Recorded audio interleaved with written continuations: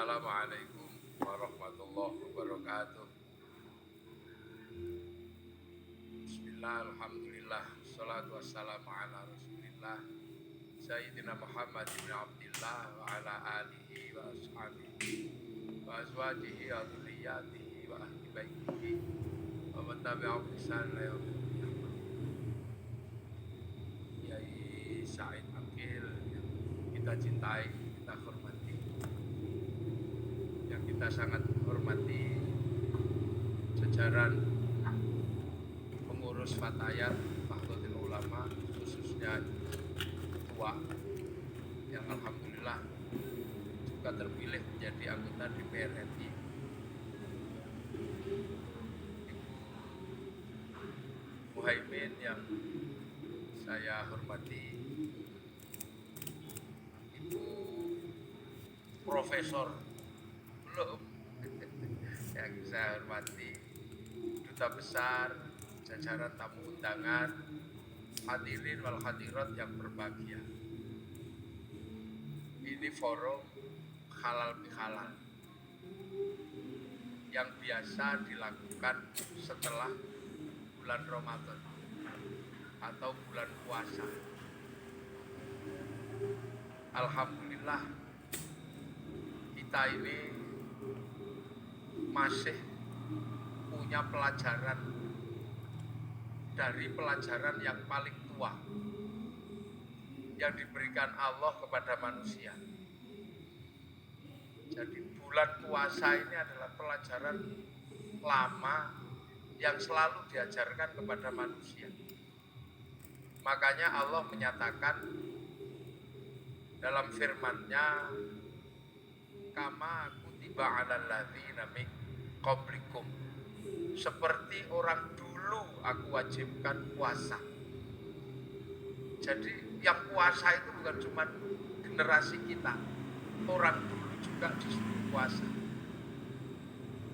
Nabi Adam puasa dikenal dengan nama Ayyamul Bid sama Ayyamul Sud, hari terang, tanggal 13, 14, 15 rembulan, 27, 28, 29 rembulan.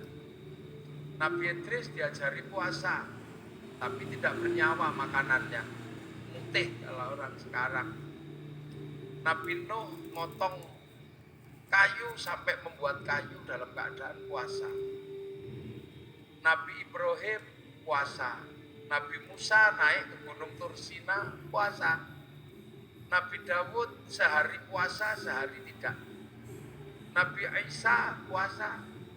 Nabi Muhammad dan umatnya juga disuruh puasa. Makanya karena puasa ini peribadatan kuno, kama kutiba 'alal ladzina min qablikum, maka hampir seluruh manusia mengenal puasa. Dan puasa ini ternyata tidak cuma orang Islam yang menjalankan. Jadi puasa ini ternyata karena puasa ini peribadatan lama, maka tidak cuma umat Islam yang puasa.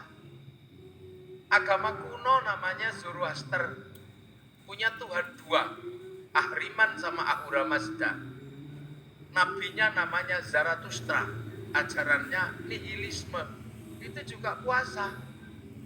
Tuhan terang Ahriman ini kalau kelahi sama Tuhan gelap, kalau Tuhan terang itu menang, maka terjadi gerhana bulan. Orang Zoroaster puasa 3 bulan. Kalau Tuhan terang yang kalah, gerhana matahari, puasa 3 bulan. Nah, orang Zoroaster ini punah karena terus agamanya berubah menjadi penyembah api yang di dalam Al-Quran dikenal dengan nama Majus atau Majusi, menyembah api. Orang Majusi juga punah karena Raja Majusi yang terakhir yang namanya Rustum masuk Islam karena diislamkan sama Sayyidina Ali, ngambil menantu Sayyidina Husain. Karena orang Majusi masuk Islam, maka tidak lagi menyembah api. Tapi orang Majusi menaruh api di bangunan tinggi namanya Manaro. Begitu masuk Islam, apinya dibuang, Manaronya ditaruh di depan masjid. Akhirnya Masjid Persia punya Manaro.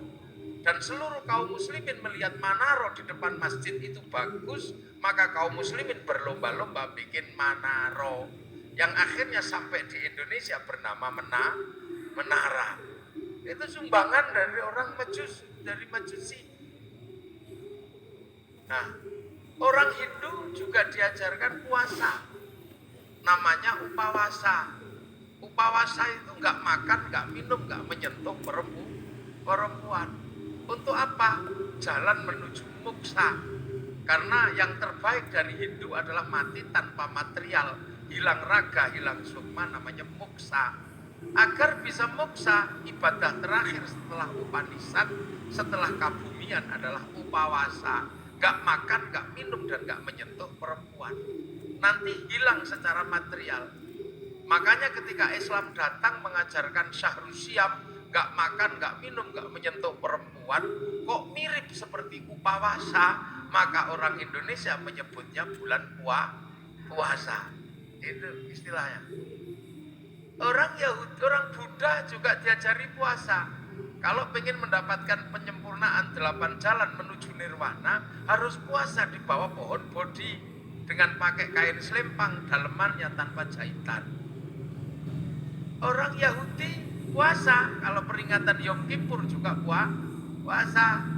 Orang Nasrani kalau Jumat Agung sebelum Paskah juga diajarkan puasa. Jadi puasa ini adalah milik semua agama, cuman caranya berbeda. Jadi makanya kalau kemudian halal bihalal ini mempertemukan seluruh umat beragama yang berbeda, pasti nyambung karena urusannya dengan puasa. Nah ini lintas agama juga, ya nyambung kalau dalam urusan puasa karena semua agama mengenal puasa. Ini puasa, makanya puasa itu saking terkenalnya variasinya paling banyak. Di Indonesia ada puasa makan daun tok namanya ngidang. Ada puasa makan umbi-umbian namanya ngerowot. Ada puasa tanpa nyawa namanya mutih. Ada puasa tidak kenyentuh matahari namanya pati geni. Ada puasa diem namanya bisu. Ada puasa gandul di pohon namanya ngampret atau ngalong. Ada puasa jalan terus ngidan. Itu puasa. Jadi variasinya paling banyak. Dan sejarah-sejarah besar dilewati dengan puasa. Sejarah tertulisnya Weda, sejarah tertulisnya Tripitaka, sejarah turunnya Al-Quran itu sejarahnya orang puasa. Sang Buddha Gautama tukang tirakat, Walmiki tukang tirakat, Rasulullah juga tukang tirakat. Makanya Quran turun setelah Rasulullah naik turun Gua Hira selama 15 tahun.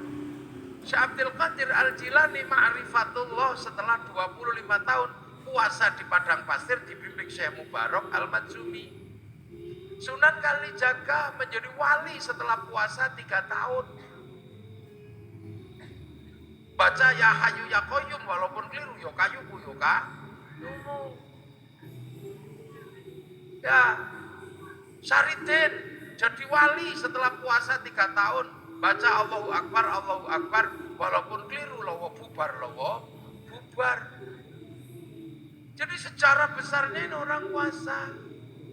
Mbah Manap Lirboyo pengen mendirikan pondok pesantren Lirboyo, puasa ngerowot 56 tahun, makan uwi. Sampai akhirnya uwinya hilang karena dimakan genderuwo. Akhirnya sama Mbah Manap uwinya diganti gadung. Akhirnya genderuwonya makan gadung. Begitu genderuwo makan gadung jam 12 malam, genderuwonya mabuk. Anak makan itu pondok Lirboyo ambruk, maka dikasih minum minyak jarak. Nah akhirnya genderuwonya sadar terus punya tugas santri sebagai tukang ngisi jeding, nyenggot namanya. Makanya Lirboyo itu dulu kalau malam suka ada kriat-kriut itu genderuwo nyenggot. Nah sekarang genderuwonya pensiun karena Lirboyo sudah punya sanyo.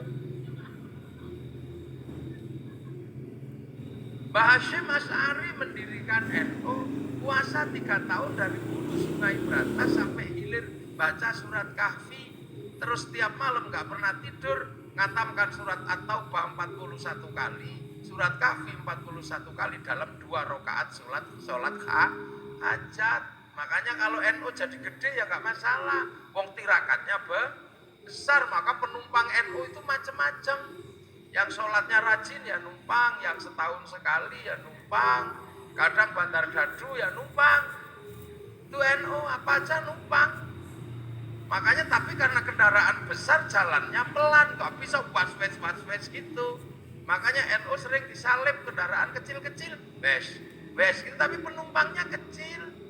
Yang naik yang cingkrang tok itu. Yang naik yang jenggoten tok, ya gak jenggoten gak boleh naik. Tapi karena larinya cepet, was-was sering nabrak, dikit-dikit tabrakan bruk, nabrak sapi, bruk, nabrak apa gitu. Lah NU biasa.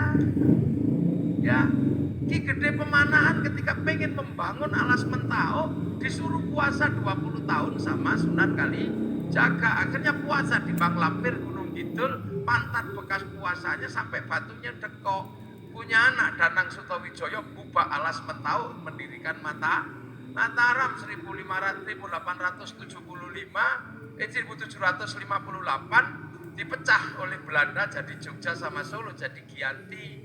Akhirnya Jogja jadi Amangkubuanan Pakualaman, Solo Mangkunegaran Kasunanan. Ki Ageng Pengging pengen punya anak jadi raja, puasa 7 tahun, lahir Joko Tingkir. Gitu. Nah calon Raja Mataram gak mau jadi raja, namanya Bagus Harun. Karena pengen melahirkan anak jadi raja tapi alim.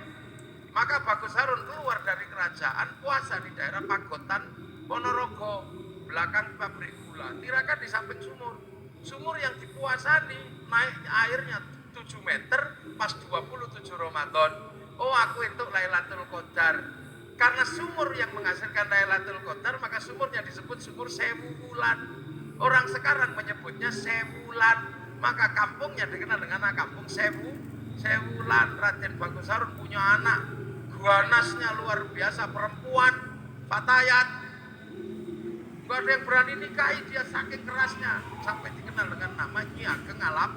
Gak ada yang berani nikah, dinikahi Raden Santri, punya anak Mbak Maktum, lahir punya anak Mbak Maklo, Mbak Tafsirano, ada Mbak Polyuk, ada Mbak Ilyas, nikah punya anak Mbah Nafiqoh, perempuan galaknya luar biasa.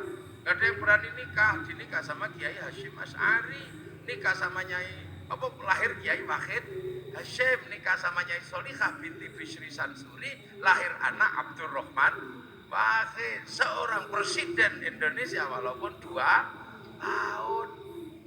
Nah ini tirakat semua mboknya itu dulu. Di Jogja ada orang gak terlalu pinter namanya Sukira, pengen punya anak jadi raja, padahal bukan keturunan raja. Tetangganya cuma bilang paling kamu nanti jadi rajanya ketoprak anakmu. Tapi nekat puasa Bu Sukira 9 bulan, pengen punya anak jadi raja, ya Allah ya Allah. Keluar anaknya laki-laki jeblok keriting, dikasih nama Soeharto, jadi presiden 32 tahun. Loh itu makanya dulu orang itu kalau punya hajat besar senjatanya puasa. Laki-laki mencintai perempuan paling cantik safatayat, kok ditolak? Puasa kalau laki-laki dulu, iya. Masuk masjid, baca ya Rahman ya Rahim, 7 hari 7 malam, I love you. Kalau nggak percaya dibalik, perempuan mencintai laki-laki paling ganteng, puasa baca ya Rahman ya Rahim. Kalau nggak santri cari pohon besar, bacanya Sunan Mata Kaji Haji Gujaran, goyang tak goyang, I love you. Loh, itu puasa. Jadi puasa itu menghasilkan energi yang aneh. Orang pengen kuat, puasa, baca la haula wala quwata illa billah. Tapi juga bisa kuat, baca Sunan Mata Kaji Haji Kubantuk Bondo, puasa. Pengen kaya, puasa bisa, ya Fatahu ya Rozak, sholat duha. Kalau nggak mau ya Fatahu ya Rozak, puasa di gunung kami, pulang ya kaya. Nggak puasa. Loh, makanya puasa ini punya energi yang universal. Tidak perlu Islam, tidak perlu baik, seperti yang dinyatakan oleh Yai Said. Hikmah itu tidak pandang bulu. puasa itu mampu melahirkan hikmah tersendiri. Dukun santet kalau puasanya kuat, santetnya juga teksek. Dia makanya ini puasa. Dulu nenek moyang kita hobinya puasa. Dan yang ngerti puasa bukan cuma manusia. Ayam juga ngerti puasa. Ayam itu kalau mau neteskan telurnya puasa 21 hari. Telurnya netes. Ulat kalau mau terbang jadi kupu-kupu puasa, jadi kepompong, nanti terbang jadi kupu-kupu. Ular kalau mau ganti kulit puasa 41 hari. Mudah-mudahan puasa kita seperti puasa ulet. Habis puasa terbang jadi kupu-kupu. Jangan kayak puasanya ular. Habis keluar ular lagi. Habis ganti kulit ular lagi. Nenek moyang kita kuat-kuat dulu. Iya kuat-kuat. Bisanya cuman semilai Rahman. Rahim. Tapi sakit gigi cuk sembuh. Dukun bayi senjatanya cuman lowo. Woto. Tapi tirakatnya kuat. Bus gitu keluar. Makanya nenek moyang kita gak ada takutnya. Dan puasa ini bisa pakai apa saja. Santet pakai puasa yang kuat. Bahkan cari nomor pun pakai puasa juga tembus.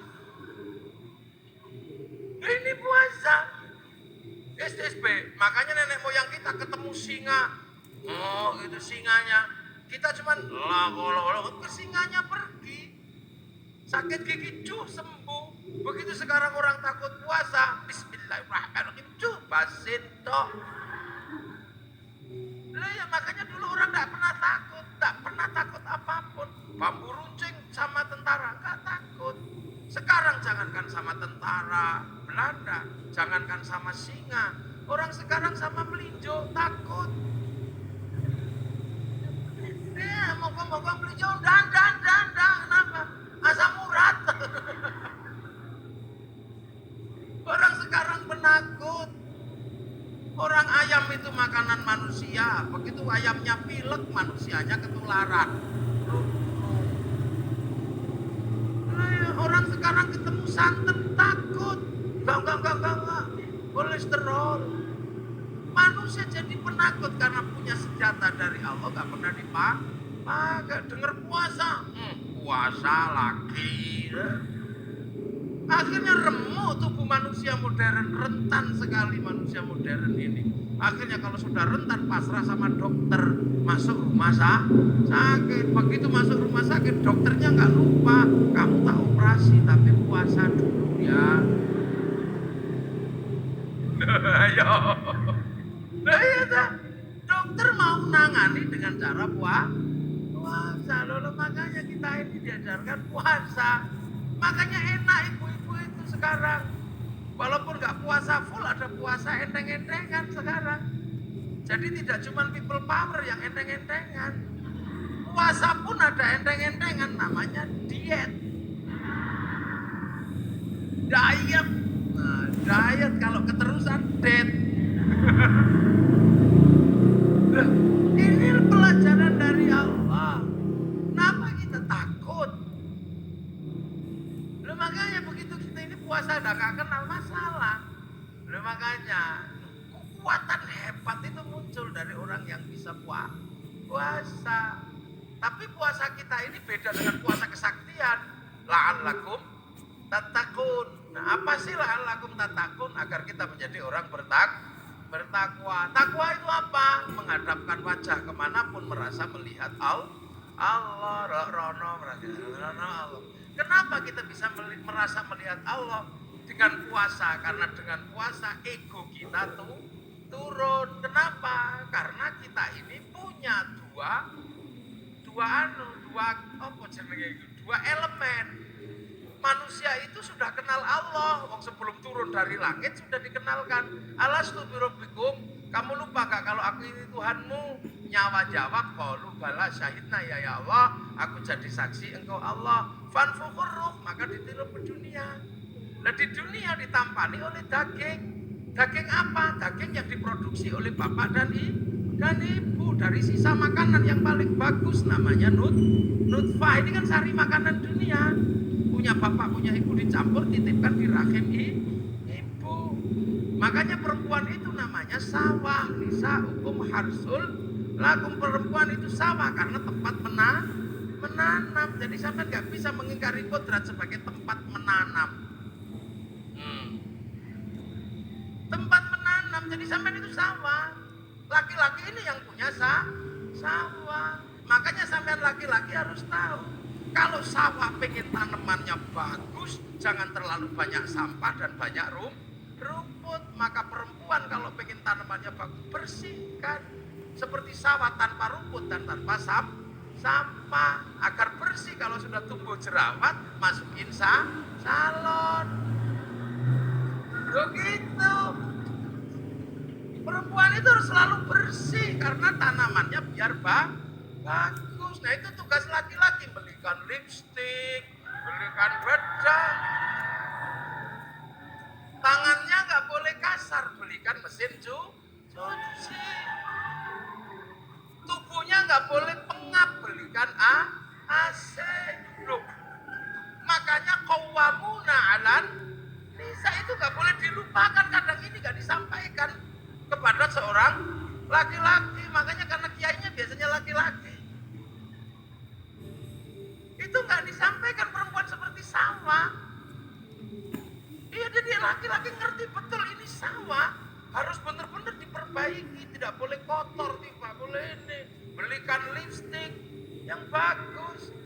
Yang kedua, perempuan itu adalah sawah. Sawah harus dipupuk dan selalu ada air biar selalu teduh dan penuh kesuburan. Artinya perempuan tidak boleh kering. Karena perempuan tidak boleh kering, maka perempuan harus selalu senang hatinya. Biar perempuan senang hatinya, laki-laki mesti kasih uang. Nah itu.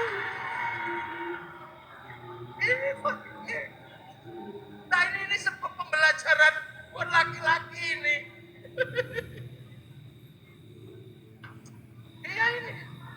Gak apa-apa biar dia belajar. Ya ini pembelajaran. Biar nanti pulang ngomong sama suaminya, kata Kiai, saya ini sawah, saya terima ditanami, tapi tolong dong airi dan kasih kesuburan. Perempuan itu sawah, kalau lagi ditanami gak boleh dibakar. Maka perempuan gak boleh dimarahi. Harus dikasih sayang, itu benar. Lah iya, kalau perempuan dimarahi emosi. Kalau emosi jantungnya ini di bawah payudara, jantungnya panas, payudaranya mendidih. Air susu nih ibarat santan blunduk.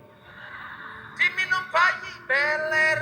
Makanya kalau teteknya nggak sehat, bayinya bengek. Maka ada istilah tetek bengek. Nah ini bengek. Nah ini harus benar-benar ditanam dulu. Karena kalau ini tidak selesai, maka urusan yang lain tidak selesai. Karena tanaman ini yang menentukan masa depan bangsa. Almar'atu imadul bilad. Idza saluhat saluhal bilad. Idza fasadat fasadal. Perempuan itu yang negara karena melahirkan anak. Lah anak itu adalah kelanjutan estafeta manusia memikul bangsa dan negara. Nanamnya harus kuat, maka sawahnya harus subur. Maka kalau dimarahi biasa aja laki-laki itu. Laki-laki nggak boleh marah, kalau perempuan marah biasa. Iya. Lah marahnya perempuan itu kan buang sampah. Dan laki-laki itu tempat sampah. Makanya kalau sampah lagi dibuang, tempat sampahnya jangan ditutup. Kalau ditutup